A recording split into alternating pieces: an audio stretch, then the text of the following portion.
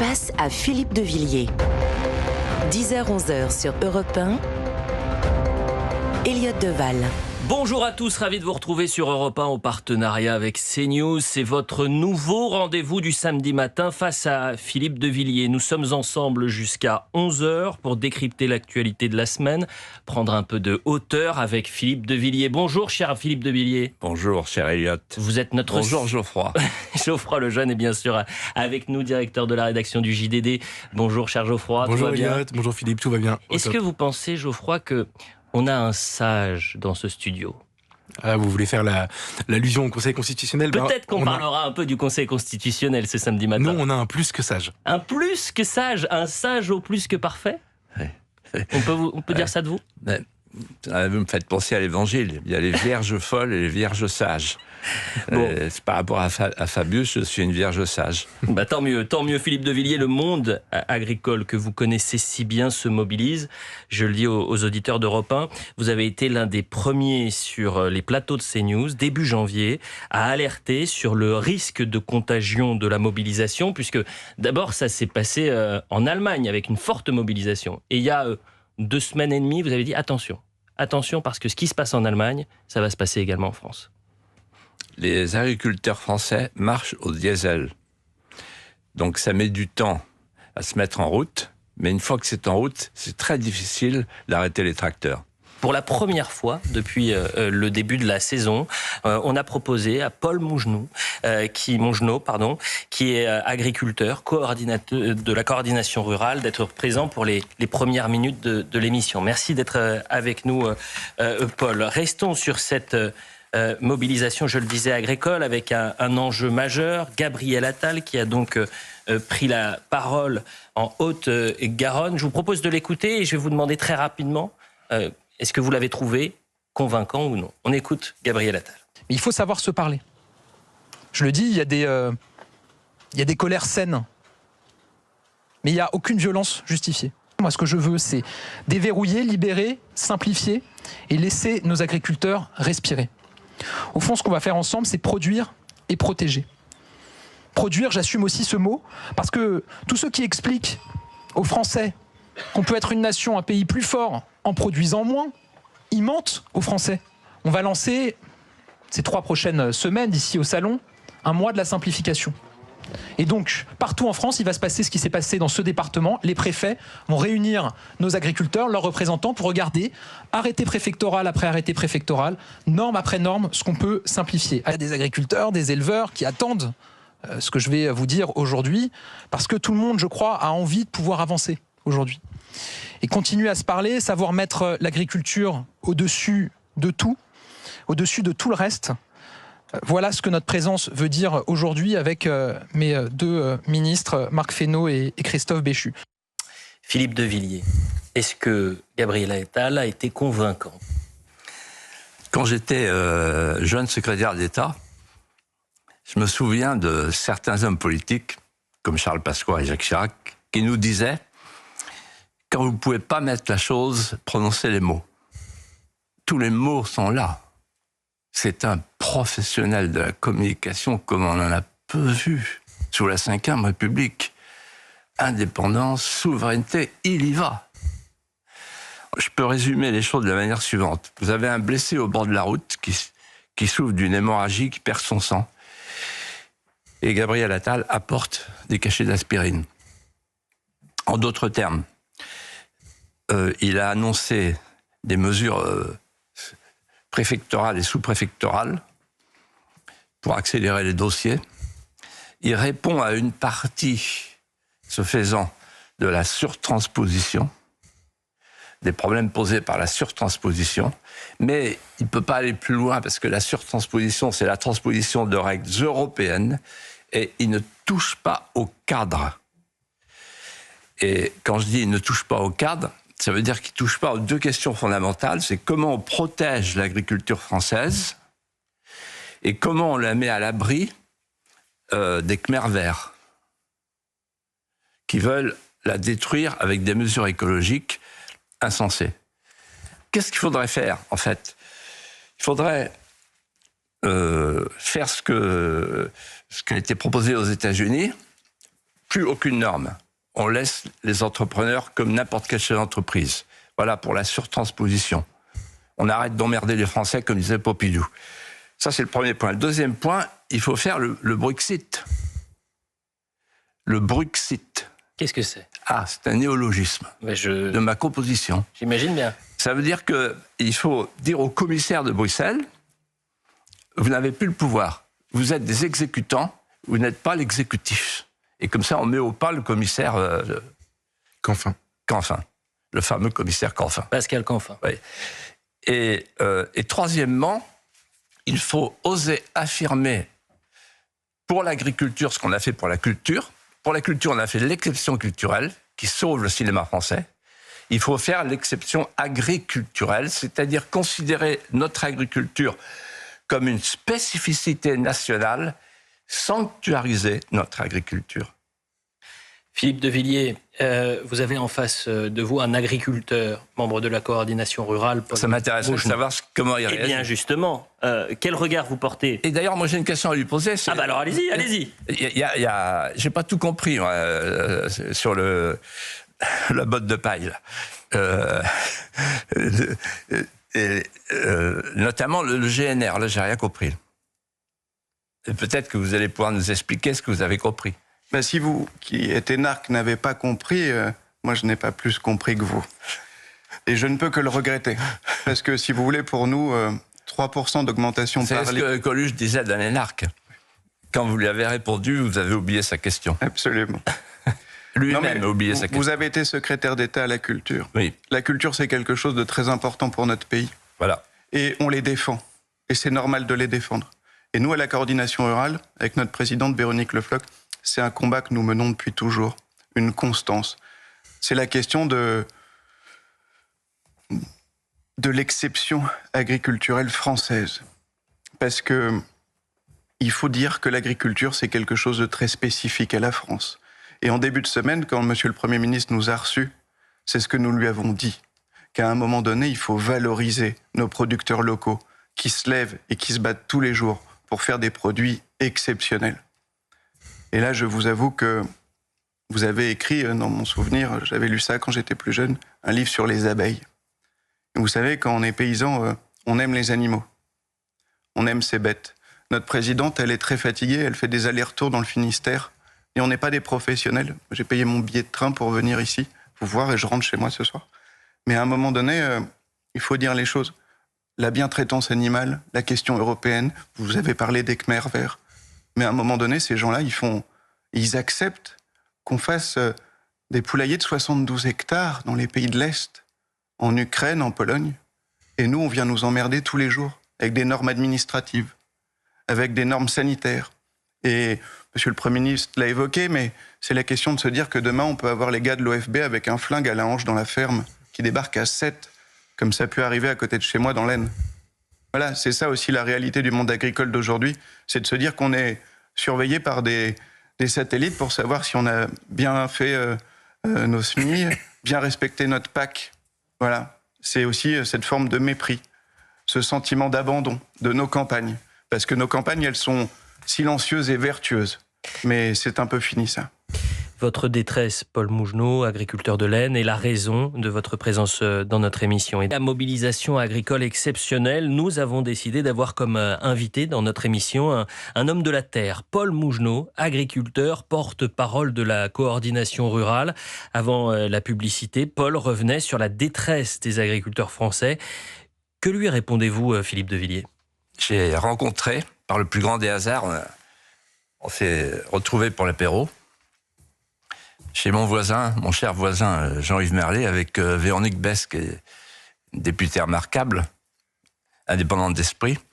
On s'est retrouvés avec des agriculteurs, des jeunes, tous à la tête d'une exploitation dans le coin, juste à côté de chez moi, dont je repensais à ce qu'ils m'ont dit. Premièrement, je leur ai dit le temps de travail. Alors, le temps de travail, 10 heures par jour, pendant 7 jours, pas de dimanche, pas de vacances. Deuxièmement, qu'est-ce qu'il leur reste à la fin du mois? Ils parlent comme ça, hein. Ils ne parlent pas de salaire.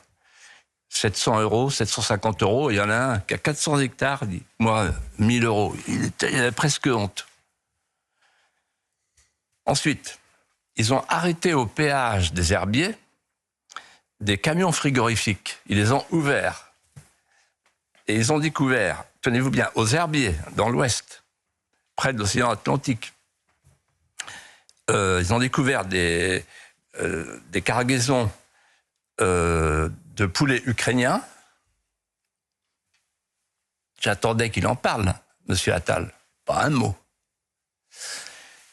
Ensuite, ils ont découvert des cerises turques et du coulis de tomates chinois aux herbiers. Bon, voilà. C'est un petit échantillon, vous voyez, c'est un exemple vécu sur le vif. Ensuite, ils m'ont dit, voilà, pour la surtransposition, voilà, tu connais le Petit Lay, Philippe. Le Petit Lay, c'est un petit ruisseau qui coule un peu plus bas. Il y avait un tronc d'arbre. Pour enlever le tronc d'arbre, on a fait un formulaire. C'est parti à la préfecture, etc. Ça fait 3 mois, on attend. Le tronc d'arbre est toujours dans l'eau. Ça, il y a répondu, Gabriel Attal. C'est un grand progrès. On va pouvoir ôter le tronc d'arbre dans le Petit Lay aux herbiers. Et vraiment, je le remercie, le Premier ministre. C'est un grand progrès. Je vais pouvoir dire ça à mes amis. Ensuite, Maxime, mon voisin, il veut planter une chênaie avec 10 chênes. Il y a 14 formulaires à remplir. Donc, je pense que là, M. Attal va répondre. Il va dire que pour les recours, il va dire au lieu d'avoir 14 formulaires, il n'y en aura plus que 6. Et enfin, ils m'ont dit, on nous prend pour des pollueurs et non pas des producteurs. Là aussi, M. Attal a répondu. Mais ce sur quoi ils ont insisté, c'est la différence entre les ministres franciliens urbains qui ne connaissent pas la terre et eux, ce qu'est la terre pour eux. Et ça me rappelle un mot d'un écrivain, Jean Yol, un écrivain vendéen, qui disait « La terre, c'est quand on la travaille, la campagne, c'est quand on regarde travailler les autres. » Dans cette émission, dans Face à Philippe de Villiers, vous vouliez rendre hommage à Alexandra Sonac et sa fille Camille. Je rappelle les faits, mardi dernier, l'agricultrice et éleveuse bovine de 35 ans décède sur un barrage routier dans l'Ariège, fauchée par un véhicule.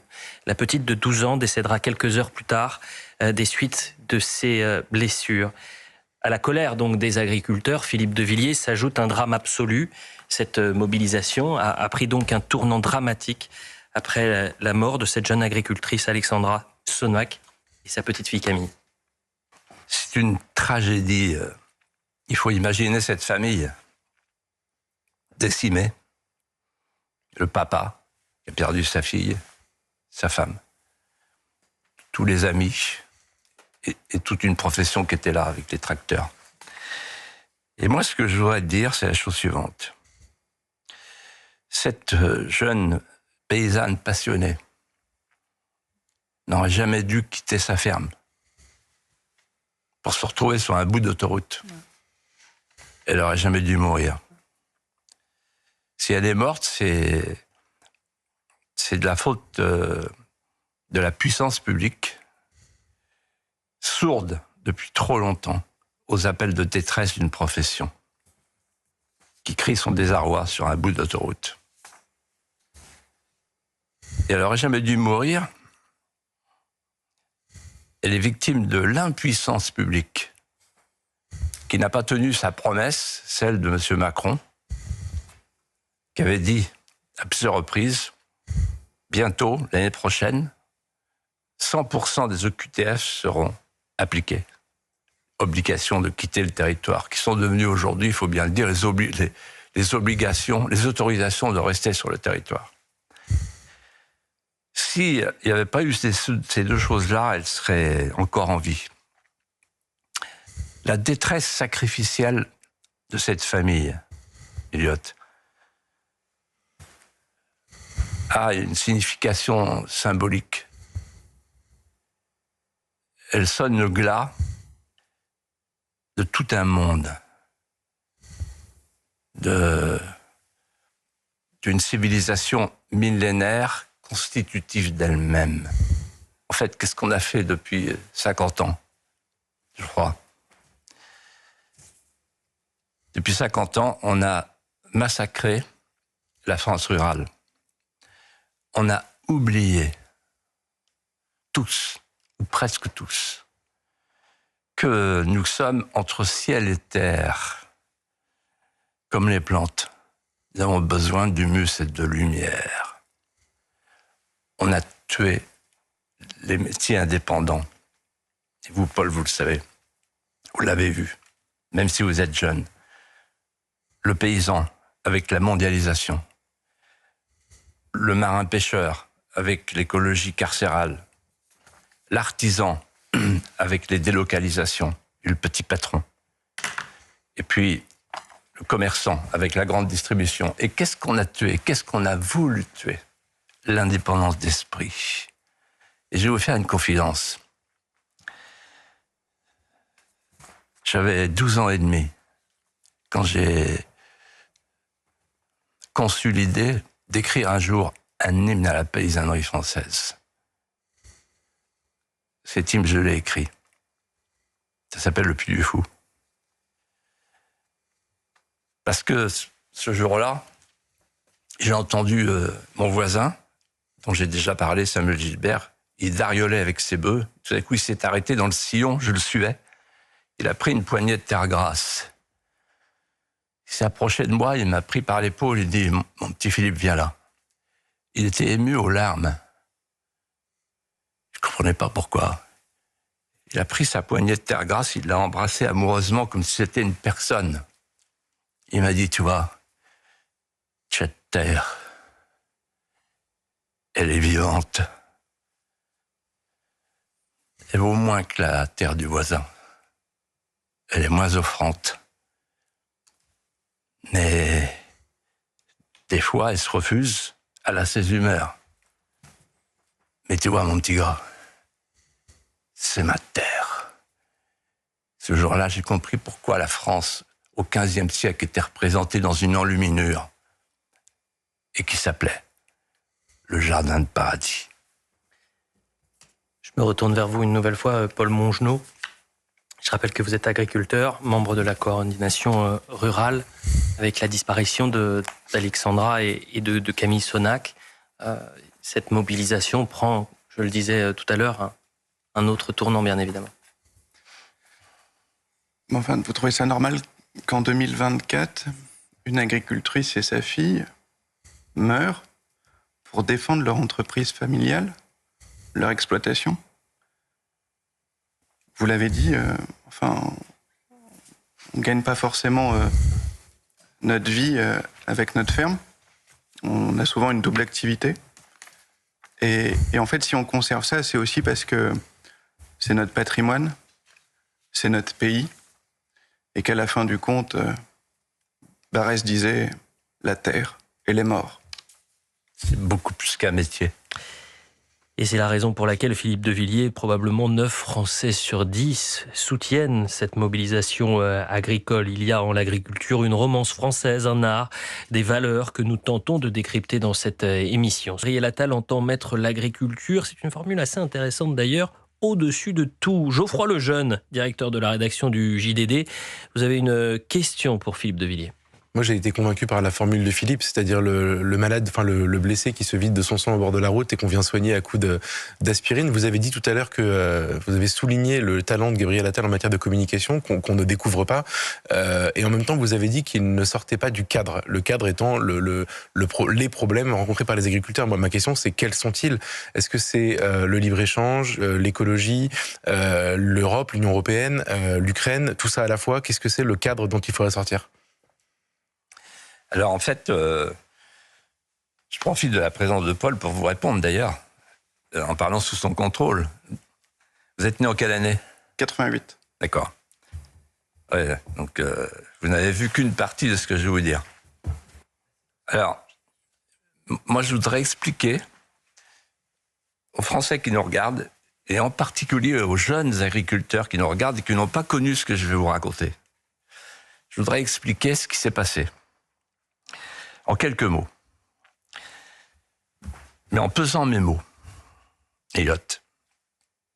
Voilà. L'Union européenne, puisque tel est son nom, avec ses commissaires à la mondialisation, n'est pas sans rappeler l'Union soviétique avec ses commissaires à la collectivisation. Il y avait, dans les années 30, sous Staline, des paysans qu'on appelait les koulaks, qui avaient un petit lopin de terre. Ils n'ont pas eu le choix, ils ont été expropriés, chassés, obligés de rejoindre, au nom du réalisme socialiste, les sauve-causes et les kolkhozes. On a appelé ça la dékoulakisation. C'est à ça que je pense. Ce qui s'est passé en France, il y a eu une dékoulakisation. Une double dékoulakisation. C'est-à-dire qu'il y a eu 2 temps, 2 étapes qu'il faut bien distinguer, mais qui s'emboîtent. La première, c'est en 1992, et la deuxième, c'est en 2020. En 1992, qu'est-ce qui se passe? C'est la fin du marché commun. C'est quoi le marché commun? Marché commun européen. Vous entendez les mots, la puissance des mots. Marché commun européen. Ça veut dire une communauté de producteurs et de consommateurs reposant sur le principe suivant: on commence par consommer ce qui est produit en Europe avant d'exporter et avant d'importer.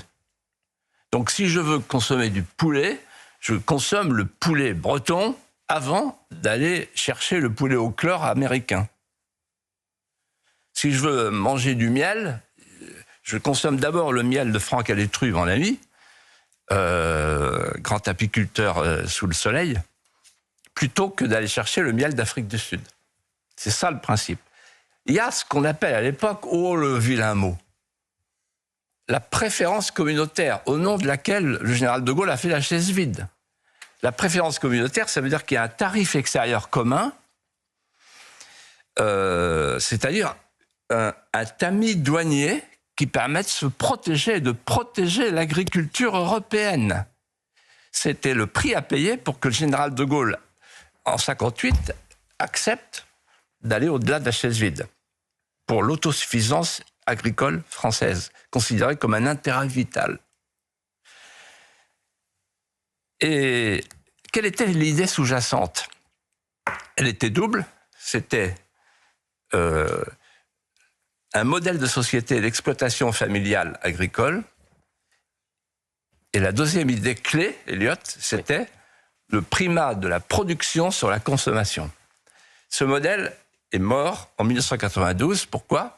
Parce qu'en 1992, la préférence communautaire est morte, le marché commun est mort, et le paysan s'est trouvé en concurrence directe avec le latifundiaire australien et le poulet au chlore canadien, c'est-à-dire que c'était fini, on était sur un marché planétaire de masse, c'était le libre-échange intégral. Conséquence, le paysan n'a plus le choix, il est obligé de se convertir à une agriculture agrochimique, au productivisme agrochimique. Sinon, il meurt. Et il y a 2 paysans sur 3 qui meurent à ce moment-là. Voilà. Et la deuxième dékoulakisation qui vient derrière, c'est 2020.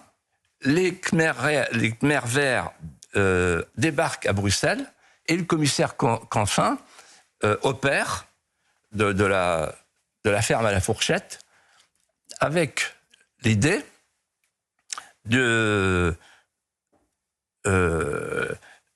restriction complète de la production sur les terres en jachère, sur les surfaces agricoles, voilà.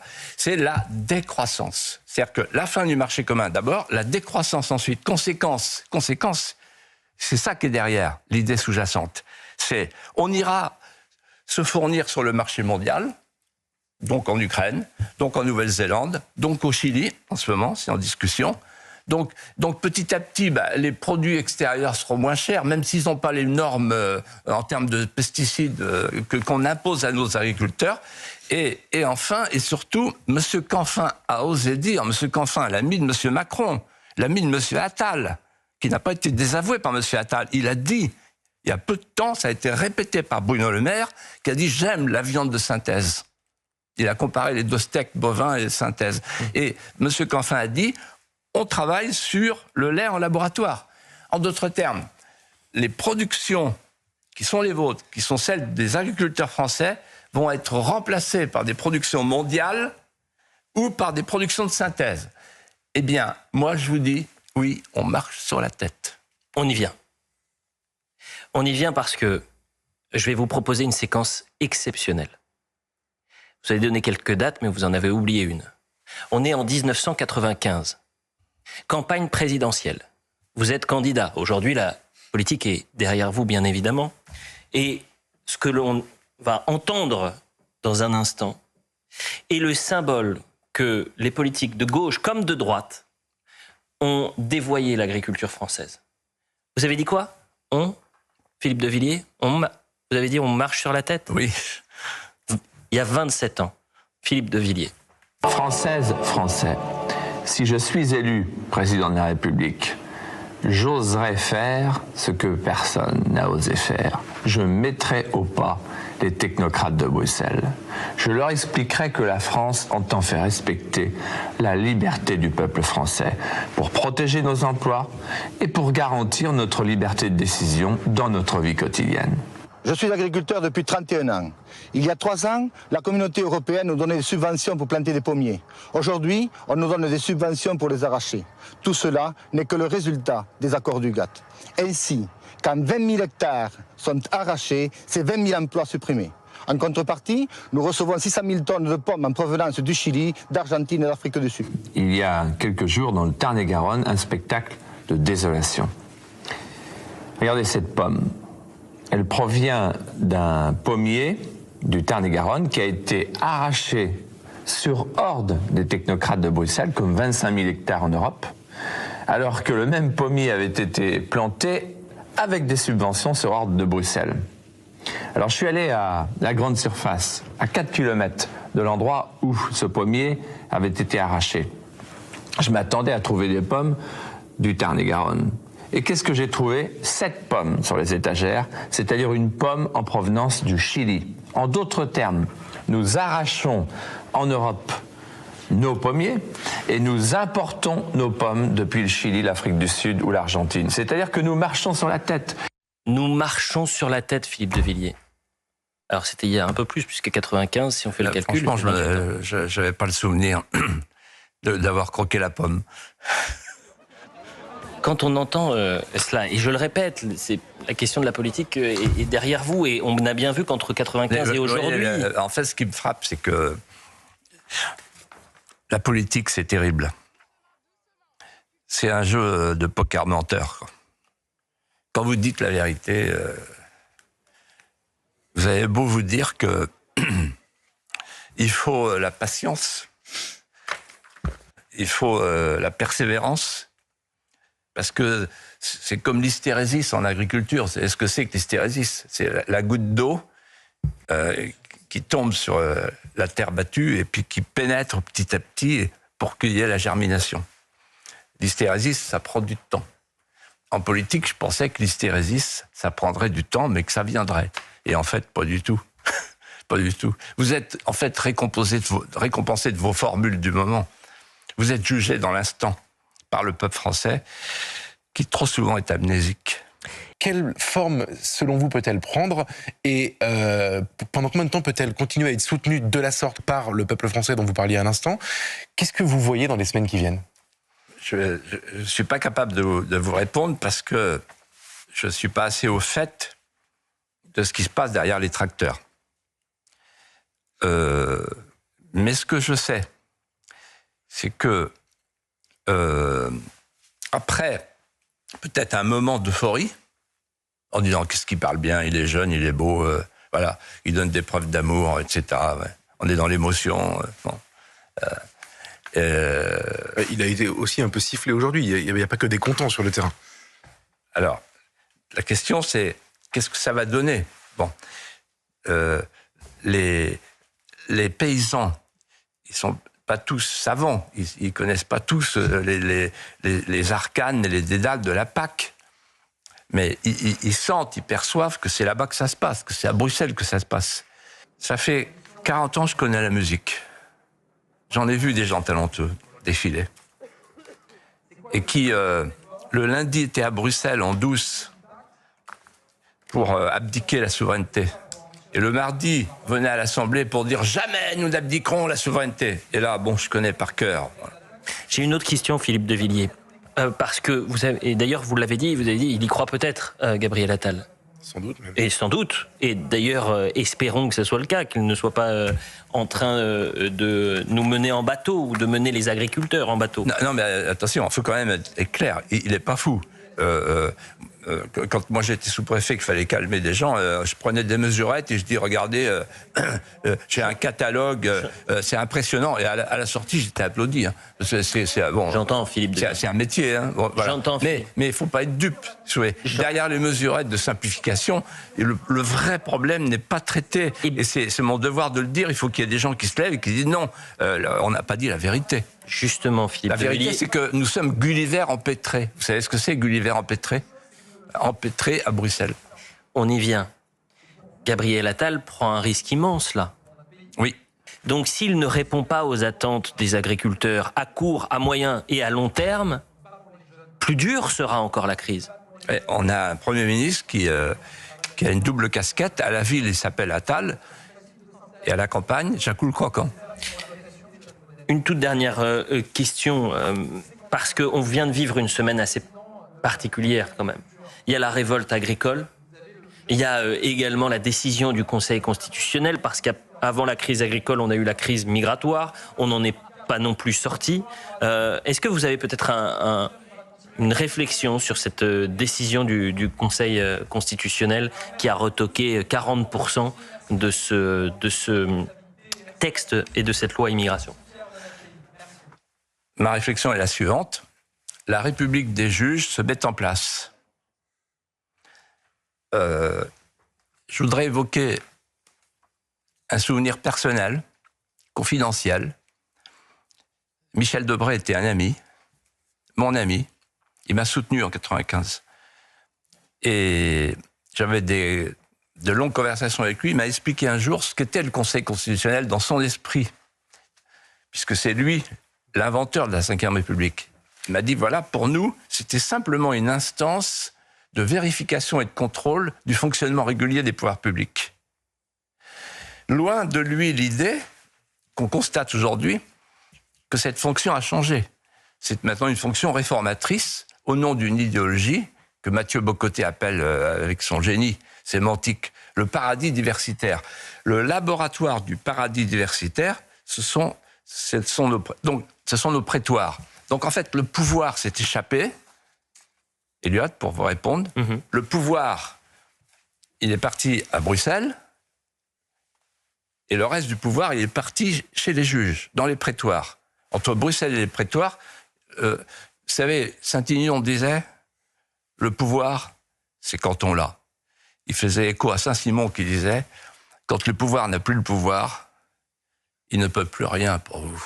Et donc, la seule solution, au fait, vous avez les juges, vous avez Bruxelles, qui nous empêche de faire ce qu'on veut faire pour répondre aux urgences et aux soucis des Français. Vous avez les médias, la société de connivence, le cercle de la raison. On ne pourra pas les contourner avec des assemblées. En plus, les assemblées sont... le Parlement, la Chambre des députés est une chambre hors sol. Il n'y a pas de députés maires, etc., etc. Donc, ils ne sont pas au fait des choses. Et ce n'est pas des capteurs pour le pouvoir en place. La seule solution, c'est de contourner la société de connivence par le peuple. Si on veut retrouver le pouvoir et le redonner au peuple, il faut tout faire avec le peuple. Si on veut réformer l'école, le peuple.